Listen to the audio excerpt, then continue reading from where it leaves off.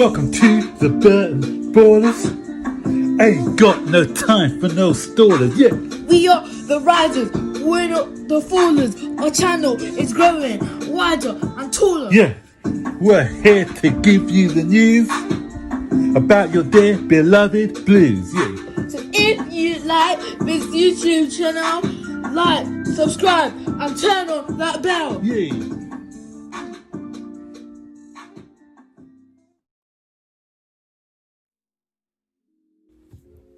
What's up, guys? Welcome to another edition of Burton Ballers.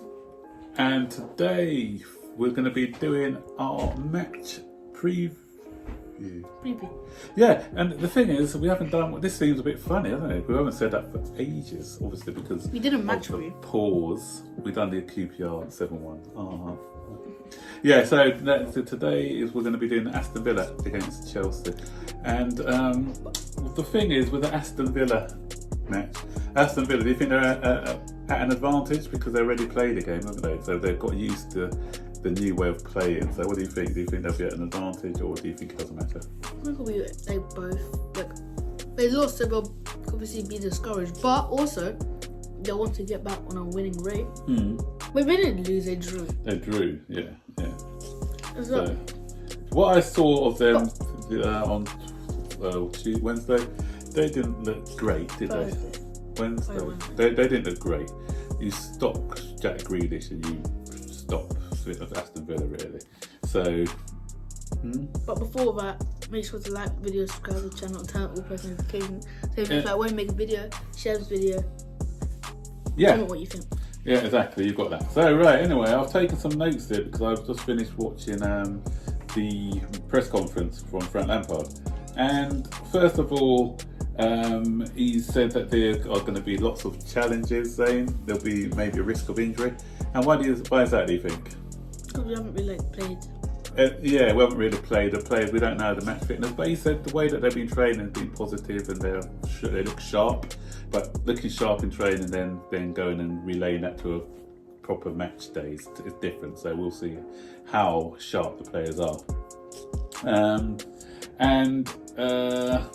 Then I'm not going to do it in order of the way the questions were asked. I'll do it in my own order because then I'm going to be going on to the fit players who are fit and players who are not fit. Tomori, unfortunately, he's not fit. He's going to be out for 10 days. He was trying a bit too hard in training. He's pushed himself a bit too much, he said. So, unfortunately, that means no Tomori. He won't be around Tomori or the next day or the day after that. I'm getting into your jokes now. It's contagious. And also, Callum Hudson-Odoi, he had a slight knock. He's ready now, but he's not match fit. So we wouldn't be expecting Callum Hudson-Odoi to be playing in the side tomorrow neither. So going on to the game, the actual game itself, as you mentioned before, they spoke about does Villa have a slight advantage? I asked you that question already, and he said, yeah, Villa may have a slight advantage due to the fact that they played on Wednesday, but it's whoever performs well on the day. So I spoke about Loftus-Cheek. Someone asked him about Loftus-Cheek, and he said Loftus-Cheek is looking fit, and he's been working really hard. But we also have to manage him in terms of games because he hasn't played at all this season. But Frank Lampard's the manager, so obviously he has to manage him. Manage is game time, Zane. Manage is game time, okay? Alright. Yeah. Oops, I just dropped something there. So yeah, he's gonna have to manage his game time. But there was a coach who I read about yesterday, and he says that Hudson-Odoi is looking really, really fit. He's looking like a Rolls Royce, and he's one of the only players we've got in our side who can do those driving, powerful runs from midfield. So he's looking sharp. So I'm looking forward to seeing Loftus-Cheek's in action, and hopefully he'll. Who did I say? Hudson-Odoi? Yeah, I think so. Yeah, I meant Loftus-Cheek, guys. Yeah, Loftus-Cheek's looking sharp, he's looking fit, he's looking he's rearing to go, and yeah, looking forward to seeing him come back. They also spoke about the squad because obviously with Loftus-Cheek back then, Kante's back, and some of the injured players. Who were some of the injured players who were missing? Let's see if you remembered. Pulisic, yeah. Kante, yep. No, Kovacic was fine. Tammy had a slight knock and lost his cheek. So all these players are fit and coming back, rearing to go. So he said it's a nice problem. He said it's a nice problem to have. So that means that he's going to have to, again, don't use that joke, saying he's going to have to manage the team well. But I thought he was the manager. In-game management as well, and the fact that we've got 5 substitutions, he loves that idea, so that players can then, who are feeling tired, can then be substituted out. But he also made an interesting point, saying he also said that he really wants, because they're going to have more players on the bench and allows 5 substitutes. He thinks that this shouldn't only be just to see out the end of the season because of the COVID situation. He thinks going forward now that we should be having more players on the bench and the ability to have more substitutions, because he cited the fact that we've got a lot of youngsters training with us, so it'll be good experience for them to be on the bench. I agree with him, actually, because usually you've got a squad of 20 players, 24 players, and on match day you can only have 17 players so there are always going to be 5 or 6 in the first team squad who miss out. So if you can implement 10 players on the bench, 11 players on the bench, then you can have 22. So everyone feels involved. Being on the bench, although you're not out on the pitch, you still got that involvement, and then you can still come on. And there's different scenarios as well. So supposing that 2 defenders get injured, 2 centre backs get injured, and you've only got 1 centre back on the bench with the old system where you only have. But with this one, if you've got 2 central defenders on the bench, then that way you can make substitutions without weakening your side. So let us know below what you think. Do you think it's a good idea to have more subs, or do you think we should go back to the way it was before? Yeah, I think it's a good idea to have more subscribers. So that's why you should subscribe. I like what you did there, Mr. Zane. Very good, very clever. What else did we speak about? Spoke about going on to the big story, the big transfer story of Werner, and his thoughts on Werner. And he said that Werner is a very talented player.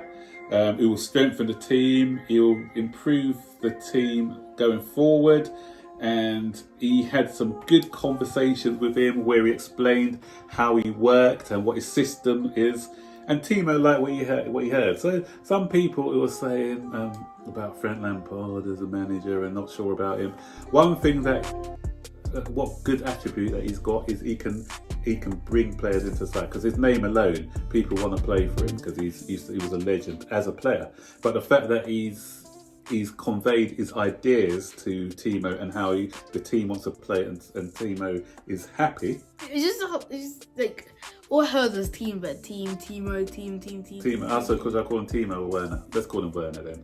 Yeah. So that's the son again. If Werner was watching this video, you'd be like, well, why you call me Werner? My name's Werner. So Werner's happy with the tactics and how he fits into the team. So he has got a plan, guys. He does know how he wants to play. So once he gets the players in to improve the quality of the side, and with this formation and this setup, then we will be seeing a lot better side. Someone asked him about Tammy Abraham as well, Zane. If you were Tammy Abraham, would you be happy that Werner's come in? Or would you say, my place may be in doubt? How would you take it? Obviously, I would be a bit nervous because Werner's really good, and I don't like to lose my place to Werner.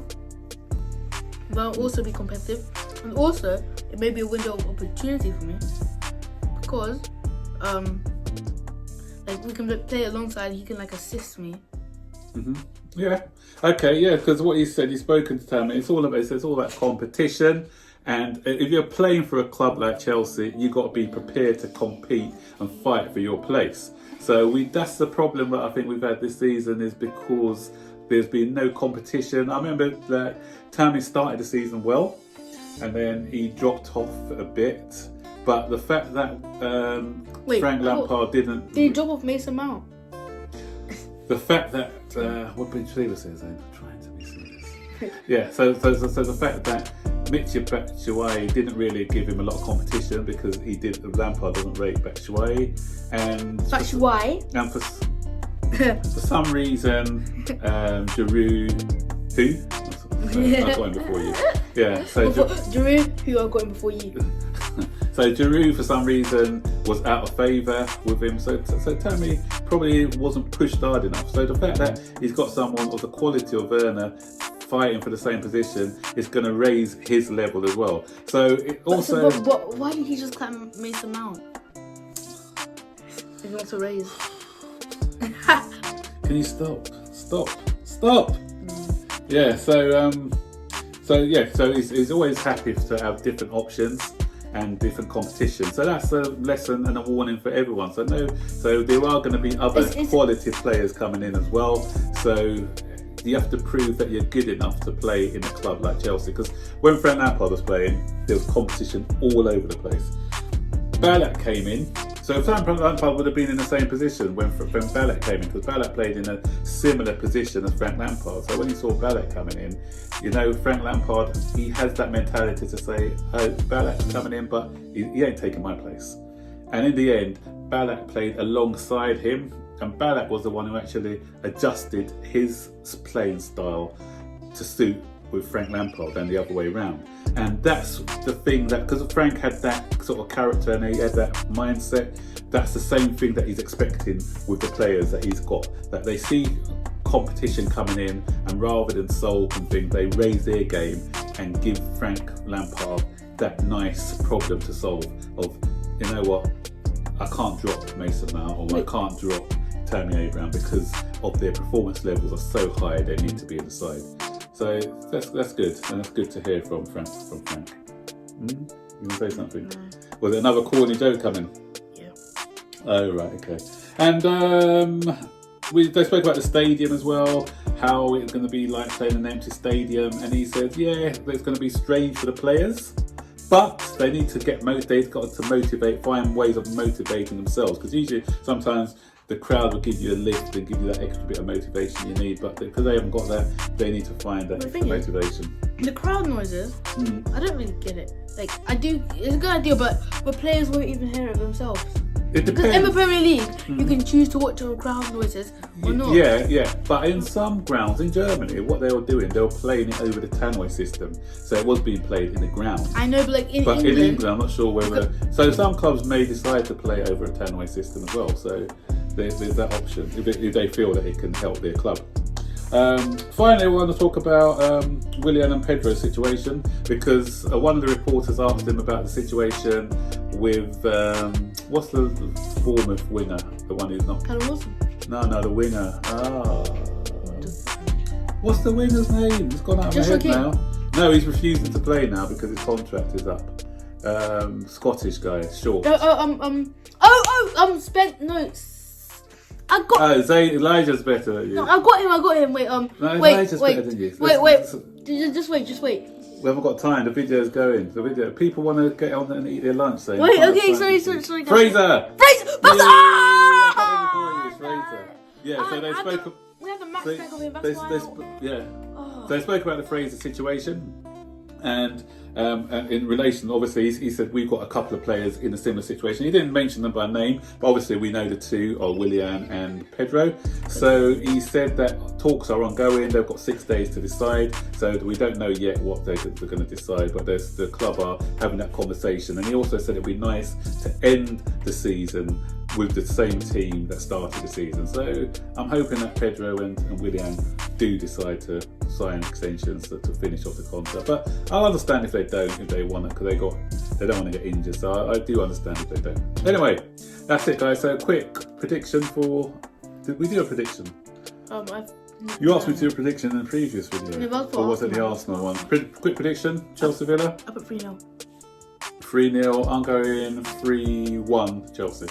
Okay, so put your predictions below, guys. What do you think the result's going to be? And we'll be back on Sunday for the match preview, so hopefully we'll be smiling. Match review, and we'll have smiles on our face, I'm hoping. And until then, guys, enjoy your weekend.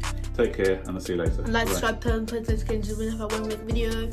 Yeah. and share this video and comment down